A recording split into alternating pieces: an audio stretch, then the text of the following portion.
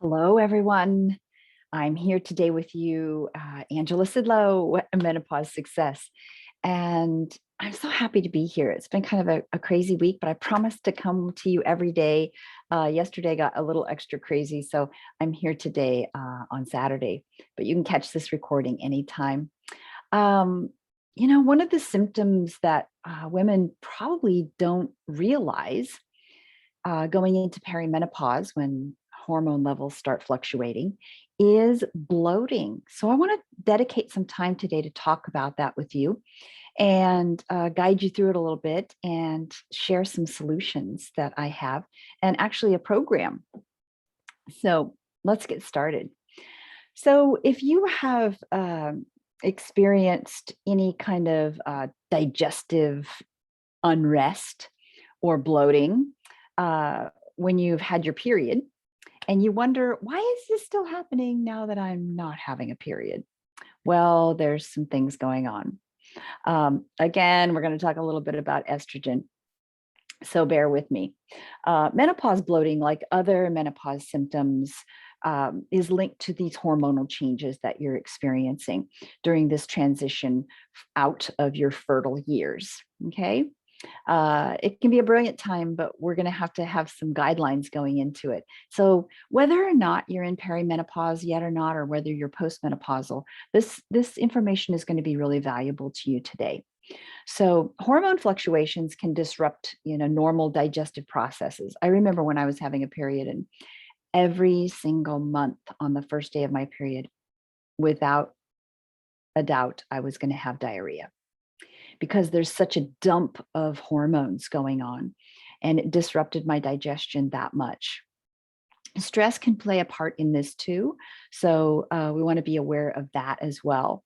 But this doesn't mean that you're doomed to, feeling uncomfortable or staying home for days at a time, wondering where a bathroom is going to be. I want to help you understand about this bloating. So when your tummy feels full and distended, and a little tricky, like, what's going on? What's the grumblings that are happening down there? It's challenging to get comfortable, and sometimes just a challenge to fit into your regular clothing, right? We tend to want to live in our sweatpants or our lounge pants during those days, right? Bloating happens when there's gas or fluid that builds up in your intestinal tract. And that's really your body's just giving you a signal that it needs some help. So we'll address that, okay? It gets trapped, it doesn't move. It can cause pain and discomfort as well. When bloating is caused by fluid, you'll also notice that it eventually travels to other places in your body, your lower extremities. Maybe your feet or ankles swell up. I see that with my reflexology clients often. Or maybe your hands feel puffy.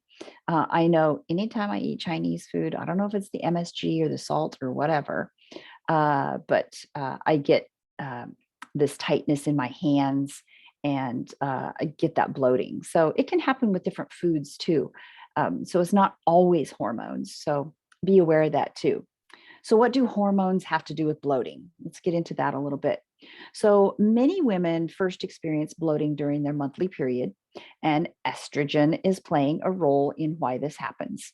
So before we dive into estrogen's role, it's really essential to understand the several different mechanisms that are at work here, that are used to regulate fluids in the body. Okay, so the kidneys are a real central part of this process. Different hormones regulate the kidneys, but estrogen isn't one of them. Okay, the primary hormone responsible for fluid balance in the kidneys is aldosterone. And we don't hear much about aldosterone. Okay, estrogen increases the production of a substance that is needed for aldosterone production. When estrogen levels become erratic, i.e., perimenopause or postmenopause, water retention occurs because of the fluctuations that disrupt the aldosterone production. Okay, so that's just a little bit of the science behind it. Additionally, estrogen also influences the production of bile. This is the gallbladder's responsibility for the bile. Okay. And this is a lubricant that inside the intestines that keeps things moving along, right? If your estrogen levels decline, your intestines have a more challenging time digesting fats, and this can cause bloating. Yeah, there's this connection with the liver, the gallbladder, the kidneys, aldosterone, estrogen. It's kind of complicated in there, isn't it?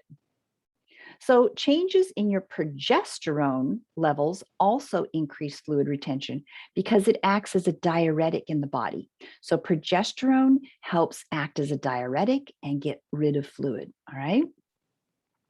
More estrogen than progesterone, which we know as estrogen dominance, may increase water retention. If you have more progesterone, then you may experience slower digestion and constipation. All right. So, keeping that in mind when we're dealing with our digestive system. Cortisol can also have an effect on slowing down the digestion of the food, and it can lead to numerous digestive and gut imbalances. This is why I stress so much in my programs to manage your stress. It's so important. So, that's a little bit about understanding how menopausal bloating can happen. So let's talk about how to relieve this, because this is what you really want to know, right? So menopause bloating, like other menopause symptoms, is linked to these hormonal changes that you're experiencing. So these fluctuations that disrupt the normal digestive processes doesn't mean you're doomed, to this uncomfortable belly all the time. All right. It just means shifting some lifestyle um, choices and making some different food and exercise and stress management choices. It's so doable. It's so doable. So, although we can't stop menopause, it's something that's going to happen to all of us at some point as we walk this pathway of the wise woman. You can make these lifestyle adjustments to ease your digestive symptoms. So, get plenty of nutritional variety in your diet. Include a variety of fruits and veggies, legumes, if you can handle legumes, whole grains, preferably organic, non GMO, that support healthy digestion. I personally don't do so well with grains, especially wheat, even barley. And I have to limit my oats as well. But I'm finding all of that roughage and fiber in my vegetables that I do. Okay. So eating healthy fats is really important too. So many of the commercial fats used in restaurants, fast food, pre-prepared foods are just cheap, non-nutritive, non-supportive of your digestive system. So stick with things like olive oil, avocado oil, coconut oil, flaxseed oil, and sesame oil. And really do yourself a favor by buying really good quality oils. All right. Also include fatty foods like avocado, nuts and seeds, salmon, and mackerel, because they have the best healthy fats in them. Including the B-rich foods, B vitamin-rich foods, which include anything listed in my list above, and also foods like fresh eggs, organ meats. I'm a big fan of organ meats. I know not a lot of people aren't, but I enjoy chicken and beef liver, and I have some really good ways to fix it so it doesn't taste like shoe leather. And many people enjoy steel cut oats like as part of their breakfast. So think about that too. Getting all your fiber in.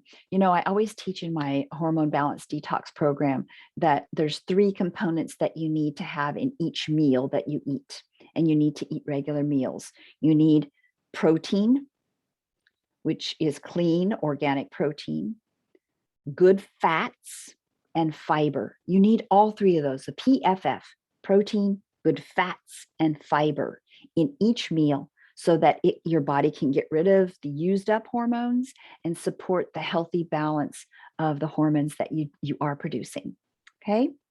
Drink plenty of water. Your body needs water to get nutrients where they need to be and to get toxins and things that are already digested out.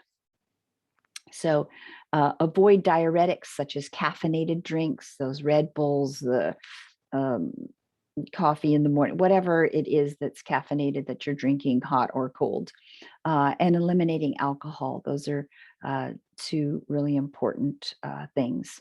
Drink a lot of water, eliminate the caffeinated beverages, and get alcohol off of the list. So, save your alcohol and your caffeine drinks for something really special to celebrate. And don't skimp on your sleep. Your sleep is so important for your digestive health as well. And a lot of people don't link those two things together. So don't skimp.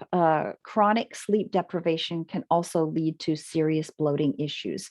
The bloating is all about inflammation in the body, and we want to reduce that inflammation. Reducing inflammation includes good sleep, good nutrition, plenty of water, and exercise on a daily basis. Today, we had a little bit of break in the rain here in the Pacific Northwest, so I was able to get out and ride my bike and take a walk and enjoy that before the rain came back. So I was really grateful for that. Workouts don't have to be, all about getting sweaty, and it can be doing something joyful. Move your bodies in joyful ways. That could be dancing to your favorite music. It could be stretching while you're watching TV. Just get down on the floor and stretch a little bit while you're watching your favorite show. Sign up for a Tai Chi class. I'm going to be teaching Tai Chi again soon. And I'm just really excited about moving in that way again with a group of people. This also helps get your blood flow, your lymphatic flow, moving fluids in your body, which can remove toxins and excessive fluids in the body. And if you need to talk to your healthcare provider about it, that's a good conversation to have too. I'm going to share with you today my recipe for my bloat reducing, inflammation reducing, energy stimulating smoothie that I do. So grab a pen and paper and get ready. So I use a Vitamix. So I start with that in the morning. I've got my Vitamix container and I put 1 cup of coconut water. I use my lemon verbena hydrosol. So I use a tablespoon of hydrosol. The lemon verbena hydrosol that I produce, you can get at angelasidlo.com/shop. And this hydrosol is an anti-inflammatory. It also helps with my sleep over time too. So I put that. I put a quarter of a fresh avocado in there.